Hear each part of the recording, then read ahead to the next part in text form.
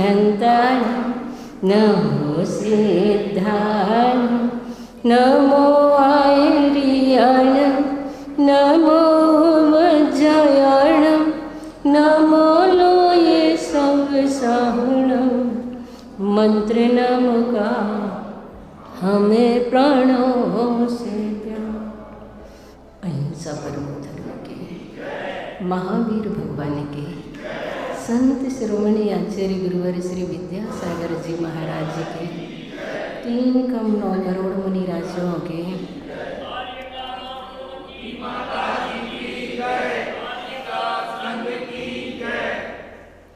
जब तुम आए जगत में जगत हंसा तुम रोए, ऐसी करनी कर चलो जगत हंसी ना हो। बंधुओं, वास्तव में संसार की इस क्षणिकता का और नश्वरता का संदेश प्रकृति का हर कण कण हमें दे रहा है। इसलिए मनुष्य जीवन का उद्देश्य इस जीवन से जीवन का मूल्य वसूल करना है। हमें मृत्यु को नहीं सुधारना है, जीवन को सुधारना है। जिनका जीवन सुधर जाता है उनकी मृत्यु भी सुधर जाती है। जिनका जीवन मंगलमय होता है उनकी मृत्यु महोत्सवपूर्ण हुआ करती है। मृत्यु अशुभ नहीं है, बशर्ते कि जीवन शुभ रहा हो।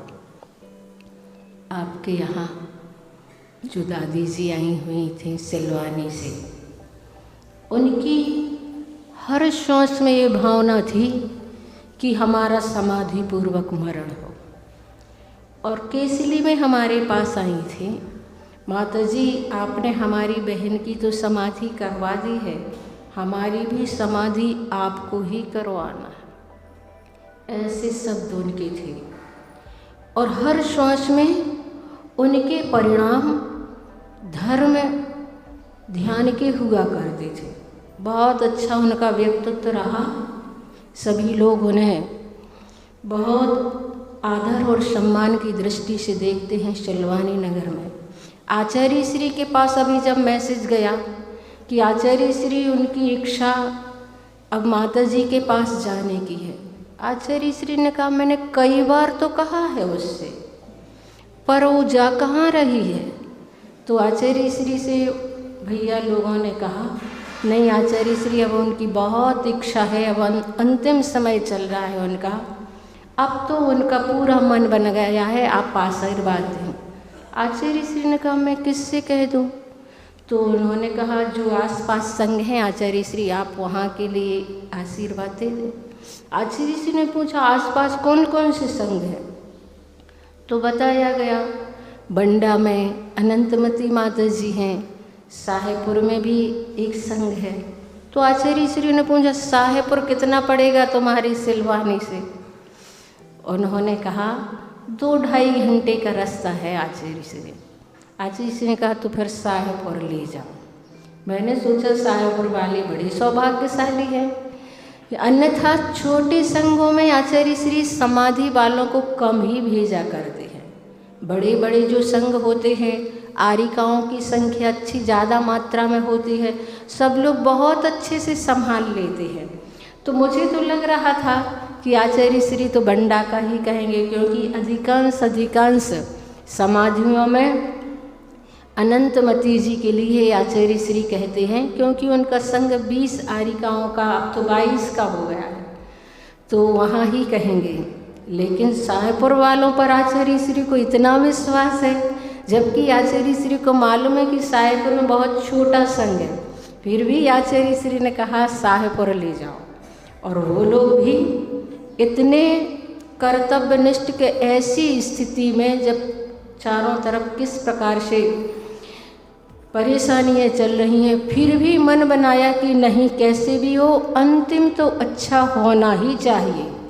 भले ही उनकी स्थिति पहले से ही कानों से उनको कम ही सुनाई देता था, इसलिए आवाज़ तेज करना पड़ती थी, पर फिर भी सब लोगों ने मिलकर के उनकी संलेखना में इतना सहयोग किया कि उनका अंतिम बहुत अच्छा हुआ। श्रावकों की संलेखना हुआ करती है। श्रावक अपने घर छोड़ करके चैत्यालयों में, धर्मशाला आदि में जब अपना अंतिम समय व्यतीत करते हैं, वो श्रावकों की संलेखना कहलाती है। साधुओं की संलेखना के लिए तो 48 साधु हुआ करते हैं, तब कभी एक साधक के लिए सब संभाल पाते हैं और अच्छे से अच्छी संलेखना करा पाते हैं। तो बंधुओं, आज सभी को सौभाग्य प्राप्त हुआ ये शाहपुर वालों को कि गुरु के मानस पटल पर शाहपुर का नाम आया। और वास्तव में गुरु जैसे स्मरण करें, बड़े सौभाग्यशाली और परम सौभाग्यशाली हुआ करते हैं। और उनकी संलेखना बहुत अच्छी सी हुई।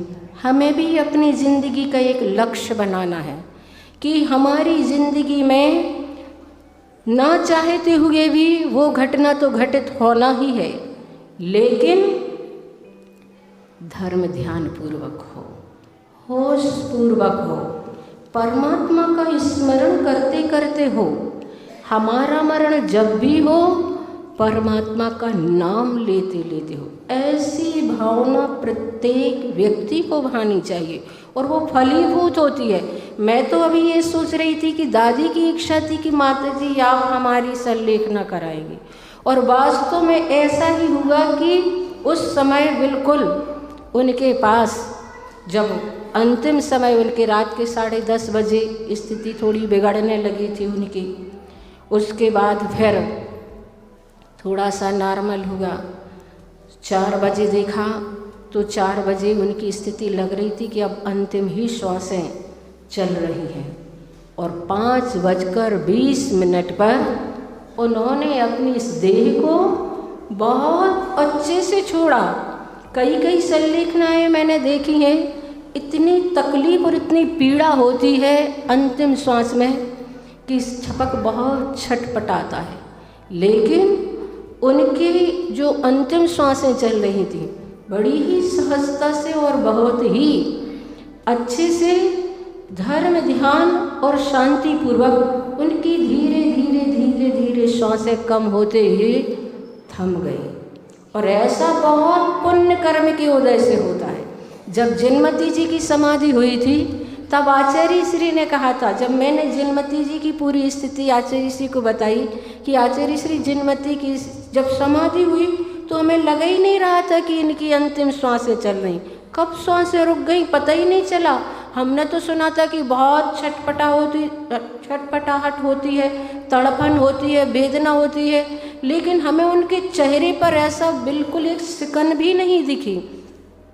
आचार्य श्री कहने लगे, जो स्वभाव से भोले होते हैं, जो सरल होते हैं, उनकी संलेखना बहुत अच्छी होती है। आचार्य श्री कहने लगे वो स्वभाव से बहुत भोली थी, इसलिए उसकी इतनी अच्छी समाधि हुई। जिनमती जी की जब समाधि हुई थी 172 आरिकाओं में सबसे पहले आरिका जिनमती माता जी, आप लोगों को मालूम होगा, आप लोगों ने सुना होगा। सबसे पहले जब हम लोगों का संघ बना था 11 का बैच जो था, आपके यहीं तो आए थे शाहपुर सबसे पहले आए थे। ये बात अलग है कि एक रात्रि ही यहाँ विश्राम किया था, आहार करके फिर बंडा की ओर पुनः चले गए थे आचार्य श्री के चरणों में। तो आप लोगों ने देखा होगा जिनमती माता जी को, उन्होंने अपनी 34 वर्ष की उम्र में 14 साल आरिका व्रतों के साथ व्यतीत किए, और इतनी अच्छी संलेखना उन्होंने की, बड़े बड़े साधक नहीं कर पाएंगे। साधक जब से इस मार्ग में बढ़ता है तब से उसका लक्ष्य सिर्फ समाधि का रहता है। तो बंधुओं, अपने जीवन का लक्ष्य हम यही बनाएं कि हे परमात्मा, जब भी हमारा मरण हो, समाधि पूर्वक मरण। मैंने आप लोगों को एक दिन बताया था, मुनि श्री क्षमा सागर महाराज श्री एक नियम हमेशा दिया करते थे कि सुबह से उठकर 9 बार नमोकार मंत्र सिर्फ इस भावना से पढ़ना कि हमारा होश पूर्वक मरण हो, समाधि पूर्वक मरण हो, परमात्मा का नाम लेते लेते मरण हो। और ये भावनाएं बहुत फलती मैंने तो कई बार अनुभव किया। इसलिए जैसे ही मैंने महाराज जी को देखा किसी दूसरे श्रावक को नियम दे रहे थे, उस समय से मैं जैसे ही उठती हूँ सबसे पहले ये कायुत्सर्ग 9 बार, सिर्फ 9 बार, बड़े उपयोग पूर्वक, उपयोग इधर उधर नहीं जाना चाहिए, सिर्फ लक्ष्य को ध्यान में रखते हुए 9 बार नमोकार मंत्र कि हे परमात्मा, जब भी ये शरीर छूटे तो परमात्मा का नाम लेते लेते छूटे। और ये भावनाएं फलती हैं, कभी व्यर्थ नहीं जाती, कभी व्यर्थ नहीं जानती। मैं तो आज यही सोच रही थी कि दादी ने बहुत भावना भाई थी, माता जी हम नहीं जाएंगे, अब हम तो आपके चरणों में ही समाधि करेंगे, हम तो आपके ही चरणों में रहेंगे। पर उस समय उनकी स्थिति अच्छी थी केसली चातुर्मास में, तो उनके लोग घर ले गए थे। पर उनका ऐसा मरण हुआ कि वास्तव में उन्हें ऐसा सानिध्य प्राप्त हो गया। और एक दादी जब हमारा सिरौंज में चातुर्मास हुआ था, उनकी भी तीव्र भावना थी, 7 प्रतिमाधारी थी, लटेरी गांव में रहती थी पास में ही सिरौंज की, और उनकी इच्छा थी कि हमारा समाधि पूर्वक मरण हो। तो आचार्य श्री ने जैसे ही हमें सिरौंज चातुर्मास दिया, वो बड़ी खुश हुई। उन्हें लगा कि अब तो हमें माता जी के पास ले चलो, गांव से माता जी के पास हम समाधि पूर्वक मरण करेंगे। और ऐसा माहौल बना वहाँ, उस समय कभी कोई संलेखनाएं हुई नहीं थी, ऐसा माहौल बना था जैसे कोई बड़े आचार्यों की संलेखना चल रही हो। पूरा गांव उमड़ता था दर्शन करने के लिए, क्योंकि एक छपक के दर्शन करने से इतना पुण्य का बंध होता है कि समस्त तीर्थों के पुण्य के बंध दर्शन करने से भी जितना पुण्य का बंध नहीं होता, उतना पुण्य का बंध एक छपक के, यानी कि जिसने संलेखना ली है उनके दर्शन करने मात्र से पुण्य का अर्जन होता है। कि उन्होंने अपने शरीर को इस प्रकार से विसर्जित करने की भावना बना ली, इन्होंने अपने शरीर को छोड़ने का इस प्रकार से संकल्प ले लिया। हम तो मृत्यु के नाम से सहर जाते हैं, मृत्यु के नाम से भयभीत हो जाते हैं, और जो मृत्यु पर विजय प्राप्त करने का साहस कर चुके हैं, कितना महान मन उनका होगा। तो बंधुओं, आप सभी भी ऐसी भावना में जरूर फलती हैं, कभी व्यर्थ नहीं जाती हैं। अनंतमती माता जी की माँ, जिनकी प्रतिमाएं थी, सारा संग गोमटेश्वर को जा रहा था, माता जी भी गोमटेश्वर जा रही थी। हमें आचार्य श्री ने यहीं रखा था कि तुम्हें यहीं रहना है, सब चले जाएंगे तो फिर क्या होगा। तो कुछ हारिकाएँ संग में अस्वस्थ थी, तो हमें आचार्य श्री ने मना कर दिया भी तुम्हें नहीं जाना। और अनंतमती जी की माँ को भी कह दिया कि बिहार में इतना लंबा चौड़ा विहार है, तुम कहाँ ले जाओगी उनको, वहाँ यहाँ पर गुणमती है, उनके पास रोक दो। तो आचार्य श्री ने आदेश तो दे दिया था, पर कुछ ऐसी स्थितियाँ बनी कि वो नहीं हो पाया। लेकिन फिर जब गोमटेश से बिहार हुआ तो उन्हें लगा कि कहाँ कैसे क्या। 1-2 साल बाद हम मड़िया जी में चातुर्मास कर रहे थे, और सीधे वो वहाँ से मड़िया जी आई कि चलो अब एक स्थान पर रह कर के समाधि करेंगे। और उस समय हम भी मड़िया जी में थे। उसी समय उनका अंतिम श्वास जो था छूटा। तो मुझे लगा कि वास्तव में आचार्य श्री को कैसा ज्ञान होता है, निमित्त ज्ञान उनको जैसे हो जाता है, जो बता देते हैं, जो कह देते हैं, वो पता नहीं कैसे कैसे निमित्त बन के उस प्रकार से घटित हो ही जाता है। तो बंधु, वास्तव में हम अपने जीवन में भी ऐसी ही भावना पाएं कि हमारा भी जब मरण हो तो धर्मात्मा निकट हो, चर्चा धर्म सुनावे, वो सावधान रखें, गाफिल न होने पाए। ऐसी भावना भाया करो कि जब भी हमारा मरण हो, उनको तो कुछ भी हमने पूछवाया कि वो उनसे पूछो कि वो होश में है कि नहीं है, घर के लोगों ने कहा है होश में, उन्हें लग रहा था कि हम कह दें होश में नहीं है तो माता जी कह देंगे फिर काय को आ रहे। उनकी सिर्फ इच्छा ये थी कि धर्मात्मा निकट होना चाहिए, महाव्रतियों का वातावरण मिलना चाहिए, उनकी प्रशस्त बरगणाएँ वहाँ पर होना चाहिए। सिर्फ इसके लिए वो आपके साहेबपुर में आए थे। वहाँ तो एक से एक त्यागी व्रती हैं और ब्रह्मचारिणी बहनें, लेकिन उनकी इच्छा थी महाव्रती होना चाहिए।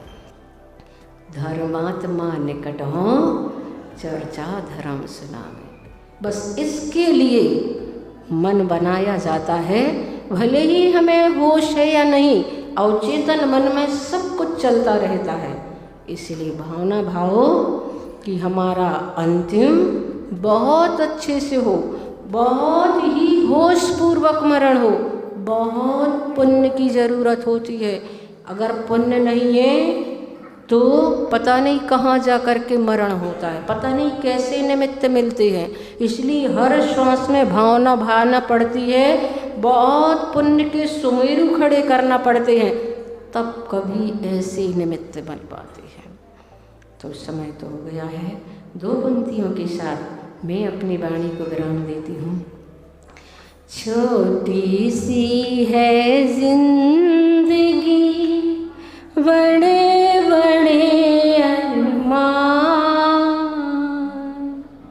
पूरे ना हो पाएंगे, निकल जाएंगे